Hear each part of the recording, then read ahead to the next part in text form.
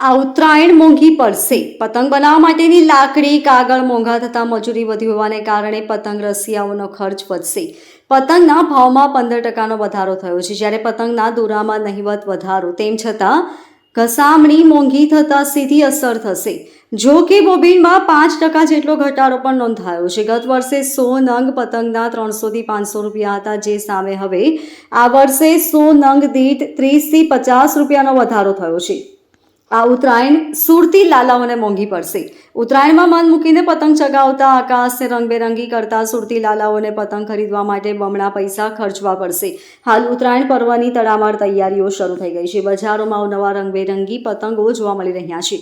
જોકે આ વખતે પતંગના ભાવમાં ગત જ વર્ષની સરખામણીએ 15% વધારો થતાં પતંગ રસિયાઓના માનીતા પર્વ એવા ઉત્તરાયણમાં ભાવ વધારો ઝીંકાતા ખરીદી ઉપર પણ અસર પડશે. આ અંગે પતંગ બજારમાં પણ 3 પેઢીથી પતંગનું વેચાણ કરતા ગણેશિયમભાઈ છત્રીવાલાએ જણાવ્યું હતું કે છેલ્લા કેટલાક પર્વોમાં જોવા મળેલી સ્થિતિ પ્રમાણે અનુભવથી કહી શકાય છે કે પતંગમાં ભાવ વધારો થવા છતાં સુરતી લાલાઓ ઉત્તરાયણ પર્વની ઉજવણીમાં કોઈ કચાસ બાકી રાખશે નહીં. તેમ છતાં આ વર્ષે લાકડી, કાપડ, પેટી, પ્રોડક્ટ, સ્ટીલ બેઝ સહિતનું મટીરિયલ મોંઘું થતાં અને મજૂરી ખર્ચ વધતા પતંગ દોરાની ખરીદી મોંઘી સાબિત થશે. ગત વર્ષે 100 નંગ પતંગના 300 થી 500 રૂપિયા હતા, તે સામે હવે આ વર્ષે 100 નંગ દીઠ 30 થી 50 રૂપિયાનો વધારો થતાં એ જ વસ્તુ 340 થી 350 અને 550 સુધીના ભાવમાં પડશે. હું પતંગ છત્રી બજારના ડબગરવામાંથી દક્ષિણ ભારતનું જે જાણીતું માનીતું સ્થળ છે એવું ડબગરવામાંથી બોલી રહ્યો છું. મારું નામ ઘનશ્યામ મોહલ્લા છત્રીવાલા છે. આ બજારના જેટલા વેપારીઓ તેમાંનો એક વેપારી છું. આ વખતે સુરતી લાલાઓ તો બધી રીતે જાણીતા છે. બધે તહેવારોમાં મોજથી ઉજવે છે. જ્યારે મોંઘવારી કંઈ પણ હોય, પણ આ વખતે આટલી મોંઘવારી છે છતાં બી સુરતના લોકો, દક્ષિણ ગુજરાતના લોકો પતંગ ઉદ્યોગમાંથી પાછા પડવાના નથી. આ વખતે શનિવારની ઉત્તરાયણ આવી રહેલી છે, એટલે જાણે માનો ને શનિવાર, શુક્રવાર ને સોમવાર લોકોને પતંગ ઉડાવવાની મજા પડી જવાની છે.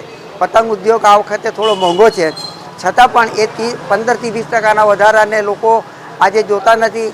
પોતાની સમય પ્રમાણે ડબગરવાડમાં આવી રહેલા છે, પતંગની માંજાની ખરીદી કરી રહેલા છે અને પોતાનો શોખ પૂરો કરવા માટે પડતો પ્રયત્ન કરી રહેલા છે. પતંગના વધારા પાછળ સૌથી મુખ્ય કારણ એક જ છે કે જેમાં પતંગમાં વાંસની સળીઓ વપરાય છે.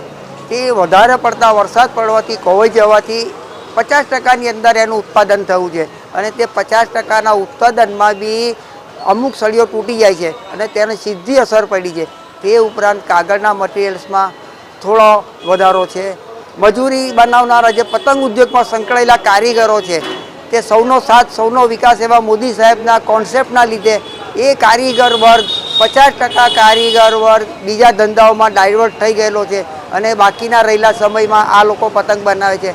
એટલે સીધી અસર ઉત્પાદન પર પડી છે અને તેના લીધે પતંગ થોડા મોંઘા થયા છે.